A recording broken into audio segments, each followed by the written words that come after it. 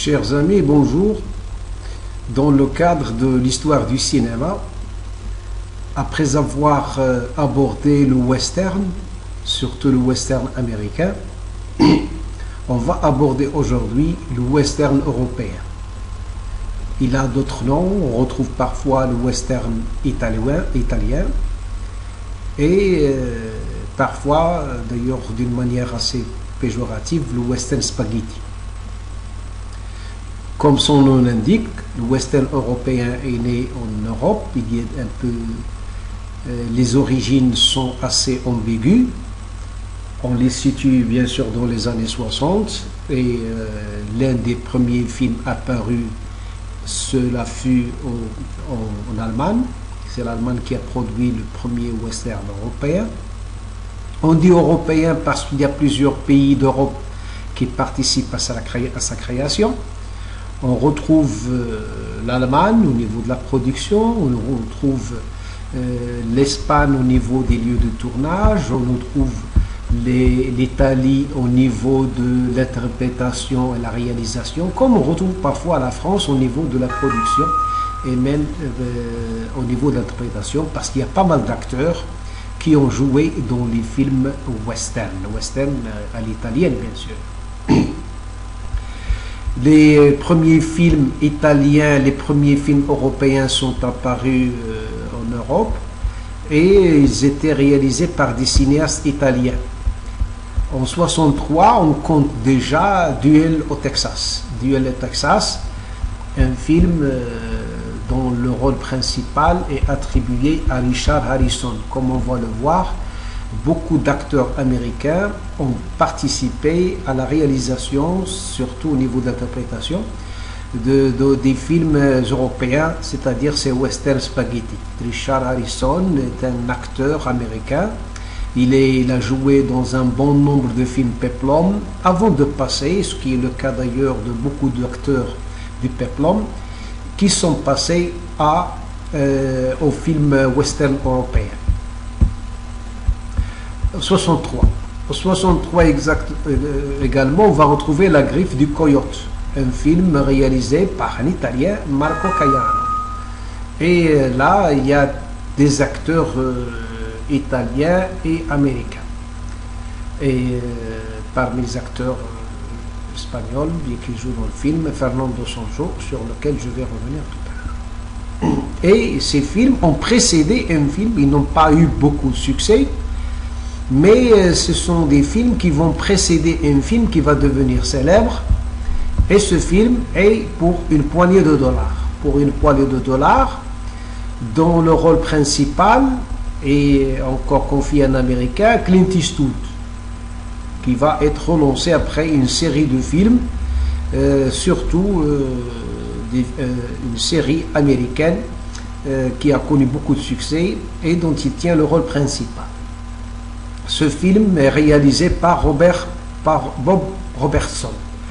Bob Robertson n'est que le pseudonyme d'un réalisateur italien que nous avons déjà évoqué lors de l'approche du voleur de bicyclette. Il tenait déjà un petit rôle dans le film Le voleur de bicyclette de Vittorio De Sica en 1948. Et ce n'est que le pseudonyme de Sergio Leone. Sergio Leone qui compte parmi les pionniers du cinéma, ou plutôt du western spaghetti. Il ne fut pas le seul à choisir un pseudonyme. Il y avait aussi John Wells. John Wells n'est que le pseudonyme d'un acteur italien célèbre à cette époque, qui va devenir encore plus célèbre après ce film, et qui s'appelle Gian Maria Valente.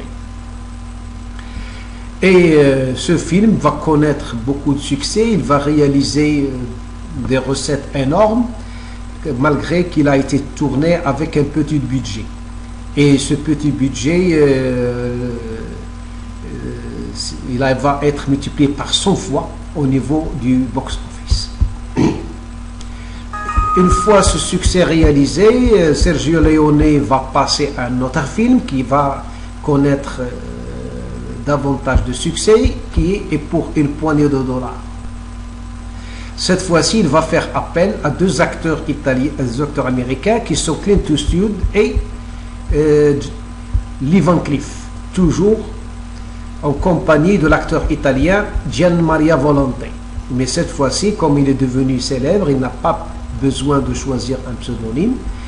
Il va mettre son nom au niveau de l'affiche. C'est une affiche originale, française originale, Sergio Leone, dont on va beaucoup parler lors de cette époque. Enregistrant le même succès, le film qui va devenir le film suivant, qui est Pour une poignée de dollars, où il va garder les Van Cleef et ajouter un autre acteur américain qui est Eli Wallach. Eli Wallach, le film étant réalisé par Sergio Leone, qui va encore réaliser Il était une fois la Révolution, puis Il était une fois dans l'Ouest, puis il va passer aux États-Unis pour réaliser Il était une fois en Amérique.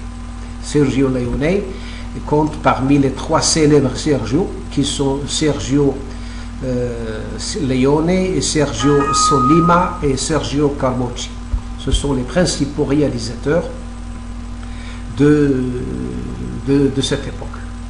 Et ce sont les principaux réalisateurs du western spaghetti. La musique était signée par quelqu'un qui va débuter déjà au niveau de Pour une poignée de dollars, et qui est Ennio Morricone, qui n'était pas célèbre à cette époque et qui, à partir de Pour une poignée de dollars, va connaître la célébrité jusqu'à aujourd'hui, sollicité par la France, l'Allemagne, les États-Unis, l'Italie et l'Angleterre pour faire la musique des films produits par ces pays. Et bien sûr, la particularité du western italien, c'est qu'il engage des acteurs américains comme Clint Eastwood. Clint Eastwood, d'ailleurs, qui va se présenter d'une manière différente par rapport aux héros américains, par rapport à l'héros dans le western américain. C'est quelqu'un qui fume, c'est quelqu'un qui est habillé d'une manière qui n'est pas très propre, et c'est quelqu'un qui porte déjà une barbe, parfois ils sont sales. Voilà comment se présentent les héros, plutôt les personnages principaux du western italien, contrairement à ce qui se passe au niveau du western américain, où les acteurs sont propres, sont bien rasés et sont très disciplinés, avec une morale extraordinaire. Ce n'est pas du tout le cas des westerns italiens, qui sont très ambigus au niveau de leur comportement. Ce sont parfois des lâches, pas toujours des héros, ce sont des lâches qui recourent à des gestes inhumains, qui recourent à des gestes très bas, et comme le viol par exemple. C'est comme ça que va se présenter le western italien. C'est-à-dire le western italien dispose d'un certain nombre de caractéristiques. Un acteur qui va jouer dans un bon nombre de westerns italiens est Lee Van Cleef, déjà signalé dans son premier rôle dans un western américain. Le train sifflera 3 fois, sur lequel je vais revenir dans un prochain avenir. Et c'est quelqu'un qui va seconder tout de suite, à partir de 1966, Clint Eastwood dans un western. Clint Eastwood rentre aux États-Unis pour continuer sa carrière en Amérique en tant qu'acteur puis en tant que réalisateur, mais Lee Van Cleef va y rester pour jouer dans un très grand nombre de films de western italien.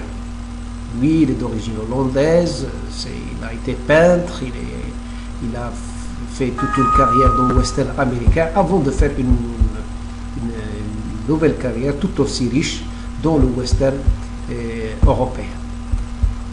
Eli Wallach est un acteur de second couteau, un second rôle, surtout un grand second rôle du film américain, de Hollywood, avant de faire toute une carrière dans le western européen, signalé déjà dans Le Bon, la Brute et le Truand, dont vous voyez une image ici.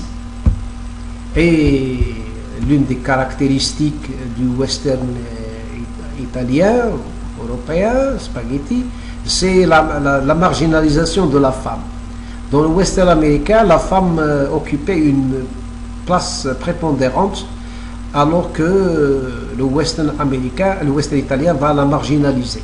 Ici, Marianne Koch, qui est une actrice assez connue, va interpréter ici, incarner un tout petit rôle et éliminée depuis le début. Elle n'a pas de place dans le western italien. Une autre particularité du western, c'est la violence. On va retrouver beaucoup de violence dans le western italien. Cette violence va être transposée aux États-Unis par la suite, grâce à Clint Eastwood d'ailleurs, où tous ces films vont être qualifiés de films violents.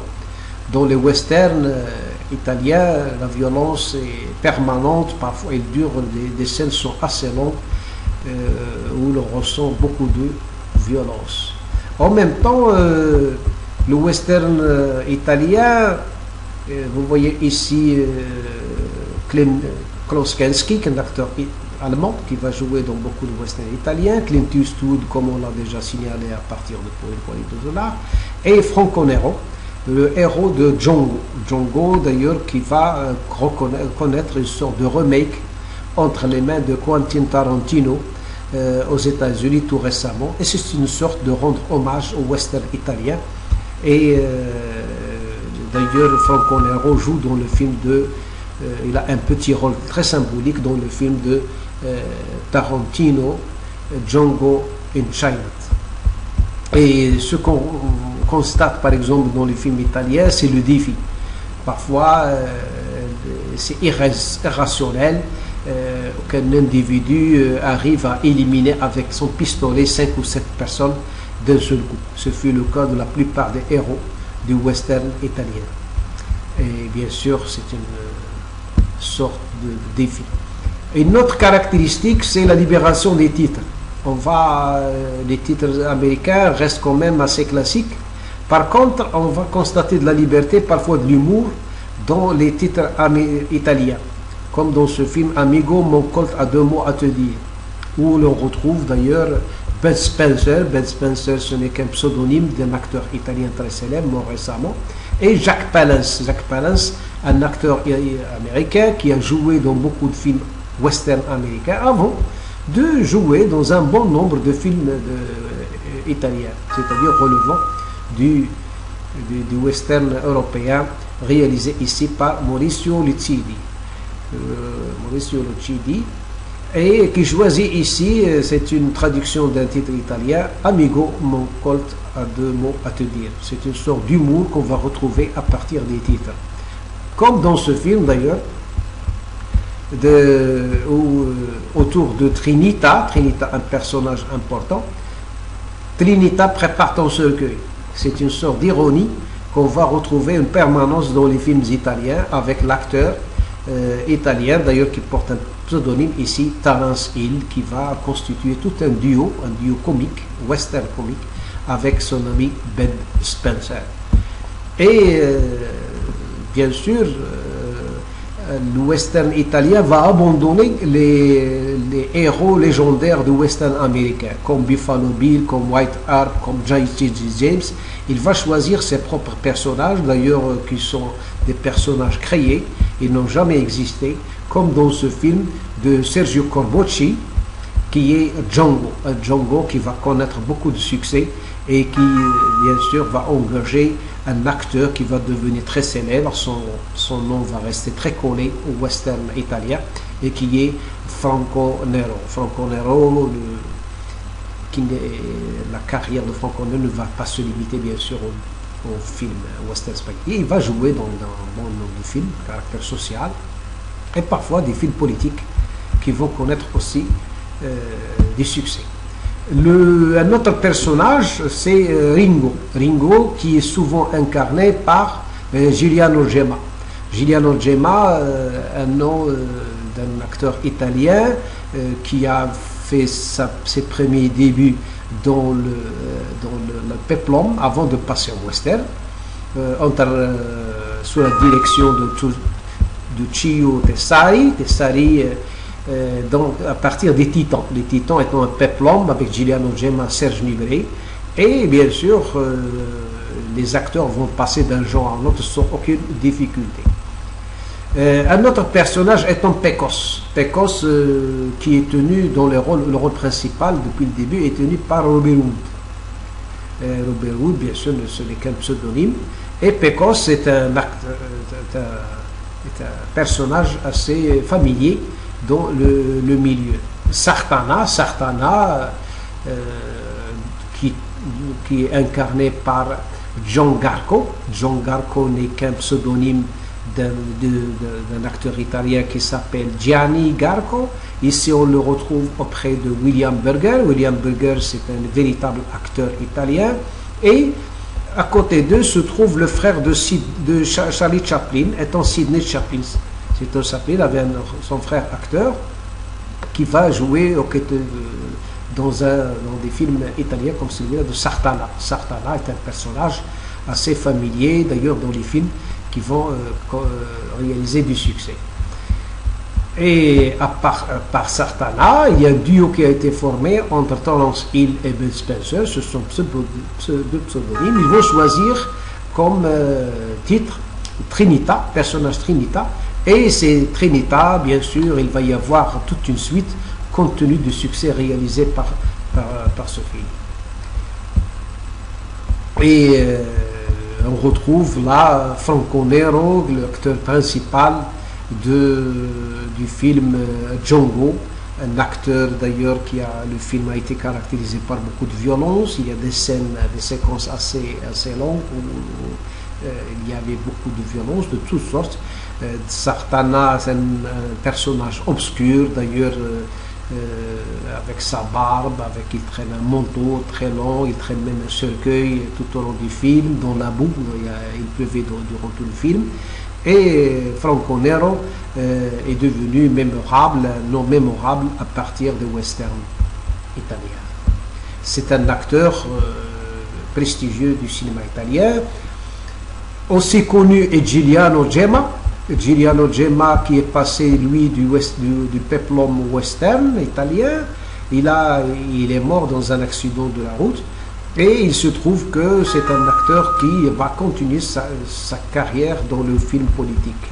Tout aussi, comme d'ailleurs son compatriote Franco Nero. On retrouve un acteur d'origine cubaine qui s'appelle Thomas Milian, qui bien sûr va abandonner le western italien pour aller poursuivre sa carrière à Hollywood, moins glorieuse d'ailleurs, après avoir joué dans un très grand nombre de films italiens. Un acteur familier, un acteur qui a la particularité de son jeu, et un jeu assez particulier, et bien sûr qui a connu beaucoup de succès dans les années 60 et 70. Et c'est un acteur qui assurait beaucoup de succès aux films dans lesquels il jouait.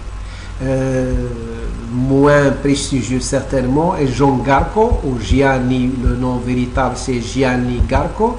Gianni Garco ne va pas, après la fin du western italien la fin des années 70, il va continuer sa carrière dans le film politique. Tout aussi prestigieux, tout aussi connu est George Hilton. George Hilton qui est mort récemment, et George Hilton est un acteur qui a joué dans beaucoup de films. Il a joué les Rengo, il a joué les Sartana, il a joué les Django, il a joué beaucoup de personnages relevant du cinéma du western italien. Et après la fin il va trouver beaucoup de difficultés pour poursuivre sa carrière après la fin du western italien. Il y a aussi un autre acteur qui a assuré beaucoup de succès au film, chez George Eastman. Ce n'est qu'un pseudonyme, sachant que George Eastman, c'est un inventeur américain, c'est lui qui avait inventé la pellicule, et c'est George Eastman qui a collaboré d'ailleurs avec Edison. Pendant très longtemps, il était le collaborateur proche de Edison, et il va choisir ce nom en hommage à George Eastman, inventeur de la pellicule. George Eastman, bien sûr, il a joué le héros dans beaucoup de films, premier rôle principal dans beaucoup de films western italiens. Tout aussi connu était Anthony Stephen. Anthony Stephen n'a pas fait que des films western, il a joué dans des films de caractère social, caractère politique, et bien sûr, il était quelqu'un de toujours inquiet, qui ne souriait presque jamais, avec un regard, un grâce à ses yeux bleus, un regard très très perçant. Et il n'y avait pas que des héros, il y avait aussi des acteurs qui jouaient les méchants. Parmi les plus célèbres, l'espagnol Fernando Sancho. Fernando Sancho, que vous voyez ici, qui a été le légitime ennemi des héros du western italien dans un très très grand nombre de films. Il n'y avait pas que lui, il y avait aussi un autre acteur qui jouait le méchant, toujours le méchant, étant Eduardo Fajardo. Eduardo Fajardo est un acteur qu'on va retrouver d'une manière permanente, assez régulière, dans les westerns italiens, jouant souvent l'ennemi, plutôt le méchant. Il incarnait le méchant dans beaucoup de films.